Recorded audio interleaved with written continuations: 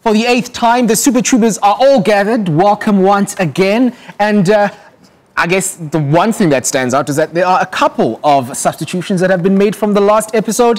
Julia Stuart is back. Kooks is back, as is Lerato, who continues to say that she is the champion, having correctly guessed what happened over at Euros last year. And Temba, I mean, you're returning, so I mean, we're not really going to introduce you. I'm a bit disappointed you didn't mention my burgundy polo neck as a new addition to the set. No, Temba, no. But yes, AFCON, we are in the midst of AFCON, and we're slowly getting towards the end of the group stages. Julia, I don't know, you've been very close to the action, covering it pretty much every day. From what you've seen so far, what's perhaps the standout thing about this particular edition? That there is no small team at the Africa Cup of Nations, that no match has been predictable. You know, before every tournament, you get the wall charts. I used to love filling those in as a kid. Who's going to finish top 2? This one's going to play this one, and the plotting everyone's road to the final, and these two teams will be in the final. You had a wall chart for AFCON 2021? Throw that thing away. It does not. Who saw Algeria getting beaten by the 114th ranked team in the world? One of the great upsets in the Africa Cup of Nations history. You know, even Sierra Leone's draw against Cote d'Ivoire, you know, the fact that Ghana are struggling, the fact that Senegal are struggling to score goals, Egypt the same with those two Liverpool stars in their lineup. I mean, guys, this is what we love about tournament football, right? 100%. I mean, that's why we love tournaments. We wait for 2 years for AFCON, 4 years World Cup, but I mean, Algeria, who'd have thought? Defending champs. Struggling. Now, if they win tomorrow, on Thursday, they're out. It happens, guys. It happens, eh? Defending champs, 35 match unbeaten, coming here flying. I know Pep's happy because Mari's going to come home early. I don't know if you say put some unrest, stay in the squad because we need you here. But listen, this AFCON's been great. I mean, there's no, like you said, Julia said, there's no small teams in the AFCON. Talking about Algeria, what's interesting, I think only twice before, in 1986 and 2013, they've went scoreless in opening 2 games. And guess what? They left both times with nothing. So I thought you were going to say, and they went on. They went on to go and win it. Sorry to disappoint you. No fairy tale. I think it's a squad that's getting old together, and I think it's a bit of an old age home down there. Oh wow! But you know what? I still say I think it's good for the neutrals.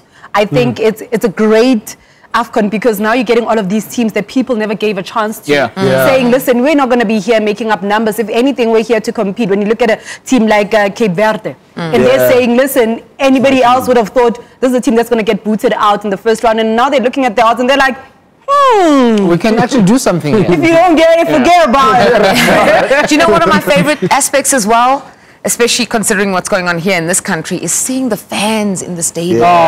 Man, even I was covering the Cameroon last group game against Cape Verde, who you just mentioned, and the fans were just adding to the fact that they were fighting until the end, egging them on. The colours in the stands, it's just beautiful to see. The lifeblood of the game, and they're back and they are making their voices heard. I actually feel jealous. We've spoken about the teams that sort of have struggled to meet expectation. What of the teams that have really, I guess, hit their strides? I'm talking about Morocco, I'm talking about Cameroon. Nigeria as well. Nigeria as well. Perhaps the winner or the champion could quite easily come from that group. I think Nigeria have been fantastic, and we've seen them in 2 games before. I think they have this quad up front who are really, really impressive. And I think the same can be said probably of Cameroon. The only question for Cameroon is what happens if Abu Bakr gets marked out of a game. They tried it, or injured, true. You know, they have Ekambe, but really he's leading from the front. The captain is doing all the business. It's been fantastic to watch. And Nigeria, as well as mentioned, they have so many players. It's incredible. Making their debuts at this tournament and standing out, you know, fantastic to see. I think one team, guys, that's underperforming and needs to be talked about, Ghana. What's happening down there? But I feel like with Ghana, you look at the World Cup qualifiers as well. Let me justify first. 11 shots in 2 games. The least of any of the 24 teams in the competition. And then you have the captain, Andrea Yu, saying, small team. Small mentality after the ball got kicked out and, you know, the Gabonese player was on the floor and they were... There's no rule in the FIFA handbook that says we cannot play on from there. And it's a do-or-die game. It's the last couple of minutes and you're trying to be nice. Sorry, nice doesn't win you trophies. I want to say about Ghana, I don't think they're underperforming. I think they are literally meeting Exactly. I mean, they've been struggling for a while to sort of get results and to perform, I guess, if you want to put it that way, maybe to the standard that we have come to expect from Ghana. So I'm not surprised that they're performing like this. I think it's pretty much an extension of what has been happening, you know, the last couple of months. I was going to say, I strongly agree, because I made reference to their World Cup qualifiers, and you could already see loopholes in the performance. You already see that some of these players are not hitting the notes and the marks that people expect them to. So they come into African Cup of Nations, yes, it's a clean slate, and people think maybe, just maybe this time around, the players have assembled, maybe they do have that camaraderie going in for them, but it's not the case. But also you see a Nigerian side that said, yeah, we're going to have one of the toughest games, that being our opener. Anything that follows after that, we're going to knock out the park. I'm being asked to, I guess, late on the table for the two of you to get your predictions as to who's going to win the tournament. Can I change mine? Because I feel like... There's no. I was not wearing burgundy polo neck with this. There's no Montenegro at the AFCON. Lerato, winners. Yeah, I'm going for Nigeria. There's something about that green that says they'll bring the cup. I'm not going to say the cup home, but yeah, we'll go and celebrate. Wait, is that why you're wearing that T-shirt today? I'm also thinking she's supplementing. Okay, so repping Nigeria. Jules? I think Nigeria have a great chance. I'm going to go for the home side, Cameroon, at least to get to the final. With the support that we've seen, it's going to egg them on. They've been fighting. They have some great attacking players. Just need to get that defense sorted a little bit more, maybe. I'm going for Cameroon to get to the final at least, and then you never know. This is actually very interesting because we've got a nice sort of spread of variety this time compared to who the did you say was your Kooks? For me, Morocco. I think Kooks and I, you and I. He's been saying, no. He said the M cap, and he was like, for Morocco. He said the Wait, talking about the Swatini, I'm thinking the Flames of Malawi. To win? No, not to win. No. It's a surprise package. I'm really happy with what Coach Mhango has been able to do with the team, and I think the inclusion of Mhango, Lerato Jr. has really helped them. And with that victory up against the brave Warriors of Zimbabwe, yeah, they're not that brave this time around, but I think it really does help them. Okay, all right. So you said Morocco. Okay, all right. So we've got Nigeria, we've got Cameroon, we've got Morocco. Senegal. I think you're not going to change yours. Temba, you can't change yours. You can't change yours. I'm going to stick with Italy. Too late for that prediction. So you're late, but it's okay. Gabadino Mhango, you just mentioned him. Yeah. Probably one of the sort of the star performers over the last week or so at AFCON. Just how impressive was his performance, Jules? I mean, this is a player that we all sort of know quite well, but he hasn't really played a lot over the last year or so. Comes onto, the big stage on the continent, and a brace later, he's, celebrated back home in Malawi. Yeah, one of 5 South African-based players in that starting lineup, which was great to see as well. Big ups to the South African League, of course. Okay, let's lay it out for you. He's had injury problems. He's played, I think, just a handful of games. I think 6, 7 games, He hasn't scored. He had COVID, I think, and that's why he was out of the first game. There was also an incident in a bar. Oh, yes. With a lot of money. I mean, Google that if you're not sure about it. And then he comes on after the opening game where they create plenty of chances, but they don't score. And he comes on and he is just brilliant. He was hungry, he was alert, and he scored 2 goals. You could see how much it means to them. There was some really post-match interviews with some players who were outstanding in the tournament, and some celebrations as well. You could just see they are just everything. It means everything to them representing their country. And I think for his second goal to have turned that game around and the way that they celebrated was just wonderful to see. But pleased for him as well. He's a nice guy. We work with him on a regular basis here doing those post-match interviews and seeing him on the field. And I thought he really showed his quality and his class. We know his class because he was a top scorer here. How do you rate him, Lerato? Firstly, I think he created a bit of history for himself. He became the first Malawian player to score a brace at the African Cup of Nations, so kudos to him. And I think that is just maybe what he needs to come back and try and get so much out of the season. And I think I rate him, highly. I think he's really one of the potent strikers that we do have, just that he hasn't really found his footing, I'd like to believe, at Orlando Pirates, where they're able to win a lot of trophies, where he can really assert himself in that position. So I rate him very highly. You know what that speaks to, for me, with the Gabadinho, for instance, example, you look at how he's played domestically in South Africa, a lot of issues, as Jules has so aptly mentioned, and then he finds almost hits the AFCON like a duck to water. Environment, a change of environment can either work for you or against you. Look at Mo Salah. It's not working for him in that Egyptian camp. He's doing too much. Same could be said for Sadio Mane, the big stars. But are they playing to his strengths, though? That's a totally different conversation to Somebody get on the phone, call Klopp. Klopp is like his heart definitively. They need to get something out of him. To talk about AFCON. The one that's a small little tournament. The same guy. Okay, nevertheless, we keep it moving now. We won't. Algeria, we have to, extensively touch on them because, again, if you look at them as being the defending champions, it means they've sort of been the standard for the last 2 years or so. Sort of been the standard. I'll put it in inverted commas. So going into, you mentioned the game you're looking forward to against Cote d'Ivoire coming up.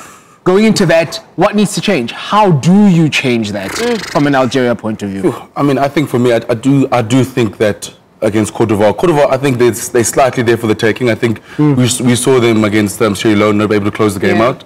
I can still see the keeper's face. We all can. I can still see his face. Yeah. Even get up, he's like.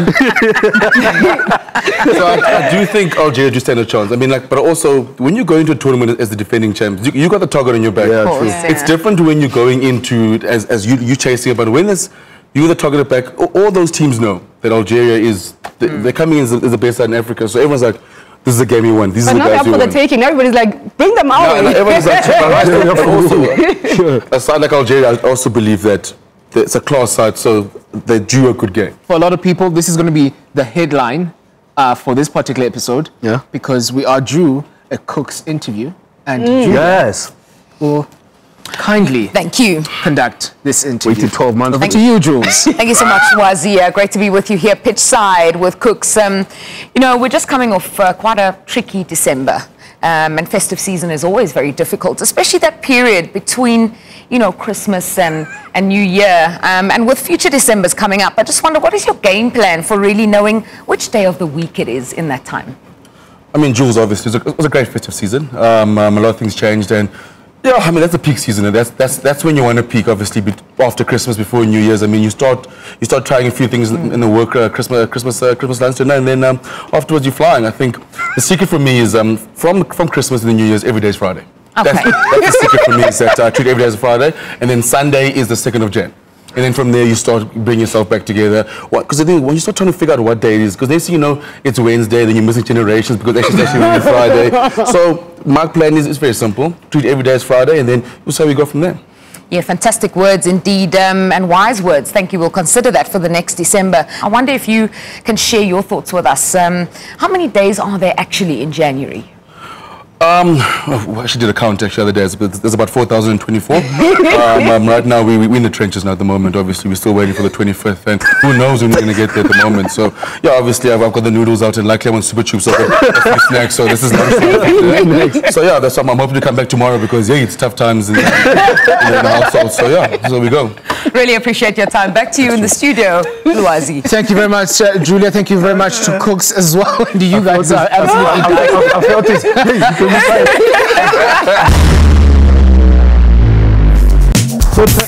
God, my hi guys, Bruce Vina. Hi guys, Bruce Vina here. Catch the DStv Compact Cup on the 27th and the 29th. I'm looking forward to seeing all the Warriors. Come on, Warriors. Hey, I must read. That one is long. Hi guys, Keegan Dahlia. Don't forget to catch the DStv Compact Cup on the 22nd and the 29th of January. Your favorite players will be in action, so please start voting if you don't want to miss out. Catch the DStv Compact Cup on the 22nd and the 29th of January. I'm looking forward to seeing you. SuperTubers. Oh, yeah. I've just made a quick trip to France, where I had to go and pick something up, something that is very special, something that I'm sure will excite you as much as it will excite the fans. Now, this will be the very first time, you know how we do here on SuperTube, we are all about premiering top quality material. This, here we go. The first time that the DStv Compact Cup jerseys are going to be seen.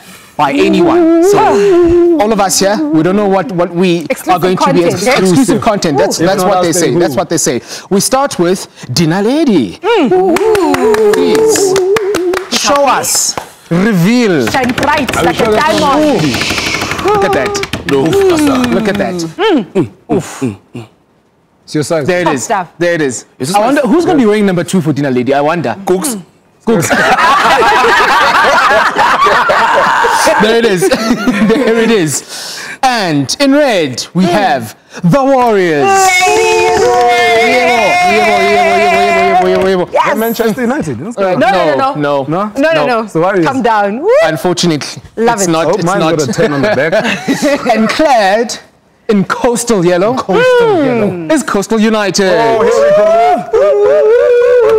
Arsenal has a kid like this. Thank you. Keep that. Lift it up, lift it up, lift it up. We need to see the jersey. Okay, all right. Number 5. See the front, please. And the front.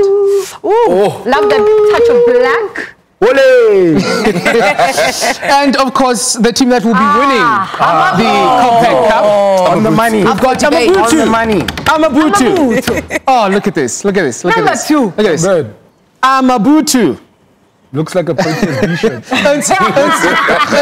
Ernst Middendorp will be the coach that wins this. We know. Man. It's really good to see Superpicks getting involved, and we cannot wait for this actual competition to start. We know who the semi-finals are going to be. We know who's playing whom. I know that the winners, Amabuto, are playing the Warriors.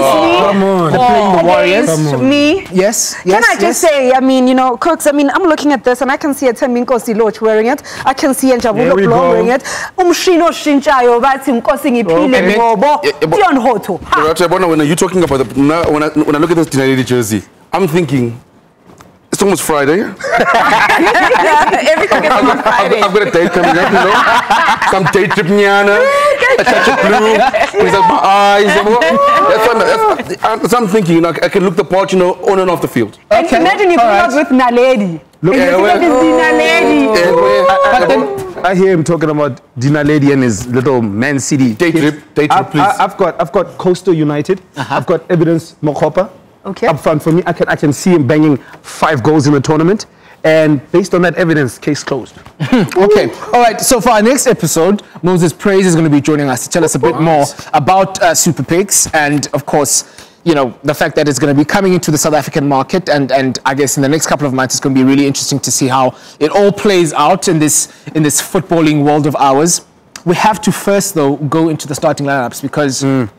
You know, with the 2 semi-finals now confirmed and the lineups also confirmed, again, the winners, Amabuto, I've already had a look. Give it up, man. It's not going to stick. Give it up, man. Give it up. So the champions have basically decided, I was looking at the midfield of the champions, and basically it's 3 forwards and one sort of holding midfielder, like, for control. But I mean, if I've got Luvuyo Memela, who's more of a forward than anything else, Thabo Kalinge, pretty much the same. I've got Tebogo Potsane, Royal AM, pretty much the same. You know, Maverick, little maestro, and then just to make sure that defending and all of that. Just to make sure, no, Dylan Clausen will make sure that he'll make sure that my defense is sorted. And this will be against the Warriors. Please take us through your starting 11. Okay, so as I've already mentioned, that the midfield is where all the attention is going to be, because I mean, I feel like Tembingo, so number 7, hey, we want to see that type of Loach. Come! She thinks she's still December 2019. December 2019. Please. But nevertheless, I'm quite excited about Keegan Dolly. I think of late, he is one of those players. Exactly, he's found his form. And I don't know how this partnership is going to work out with Kwame. I'm honestly looking forward to it. But the defense for me, when you have 3 players, in fact 2, but you look at Utabo Matlab, I mean, he's coming back kind of home because he's going to be alongside Happy Jele, Basekamako. So he kind of understands the setup. Njabulo Ngobo for me is a player that I think he can use this opportunity to really show that, you know, he can get back to the type of player that we saw. I'm a little disappointed they didn't add some of the youngsters in the starting 11, but I am told reliably that substitutions, the fans can affect those. 100%. Yeah. 100%. Your team. Rosie, I'm looking at my team, and I don't worry so much about my defenders. I mean, I've got Mashiko, I've got Phillies, you feel me? Johannes and Farmer. It's more in midfield. I've got Evidence and Ashley Dupree up front. Midfield, I think that's when I'm going to be doing the business. Not Tata, Amakola, Ngele, Sinkala. I'm giving ammunition. In the third and fourth place. Oh, Goalkeeping department. I see what he did there. Goalkeeper. Oscarin Masuluke. Former Pushkas Award nominee. Do any Yeah. of your keepers have an award in that? I don't know. I think mine at some stage was, finest in Africa. Rest. Kune, we got this. Dinner lady, means the stars, basically. What And stars do you we have? got stars. We only care about goals. Galaxy. We just care about goals, and goals win you games. I don't know what you guys are talking about, formations and goalkeepers. Keepers scoring basketball kicks out. We got goals. And we got goals in this team. We got Erasmus, Motupa, there's Serino, there's Mokoena Mbule. Mokoena Mbule already. That combination already says to me creativity. Long shot. Who's Mokona Mbule against Kalinge, Memela and Potane? Who are they? Whomst are they? When do we speak? After the 29th. Let's speak after the 29th. You are far too confident. But dudes, we got something they don't have. Drip is forever. Drip is forever. I'm feeling a bit drippy. When you're looking at the pot, yay. Okay, let me jump in here before you talk about predictions, because I think we are already in agreement, and there's 2 versus 1-1-1. We win. So we don't even need to argue. You guys are winning. We don't even need to argue. Yeah, Yeah, but we can't have 2 champions, guys. There's team effort. There's no iron team. No iron team. This is Dina Ledia, the stars, not the star. The stars. Oh, that's so good. That's so good. What I wanted to say that is so important for me is this is fantasy football in real life, guys. You see here it says viewer's choice on the sleeve, and people are experts in their homes, on their couches. They know better than the coaches. You see the debates raging on Twitter. This is their chance, and they have been using their chance to pick the starting lineups. They're going to use their voices and their phones actually, and going online to supersport.com to choose the substitutes. It's going to be, I think this project and the idea that you can control who's out there, man, it's fantastic. What does it remind you of? It reminds me like, the NBA All-Star All-Star game where you get all the best players in one and they play together. I think as fans, I love to see Chiefs and Prize guys playing together. We always dream about, what if he's here, but now they come together. It's like an All-Star break. I just hope they play like All-Stars. I was going to say no defense, just can we get an 11-9 result? Not a tight 1-0 victory. I personally think there should be no defenders, just rules. But also, even with the subs, as we were talking about, the Muti, you at home, it is the viewer's choice. Make those substitutions. Do not hold back. If you're thinking, hey, this one, I don't trust them, the first 10 minutes, do the change. After 10 minutes, do the change. You've got DDC players on the bench waiting patiently. And also as fans, because fans, they always do the stadiums, boss. They have power now.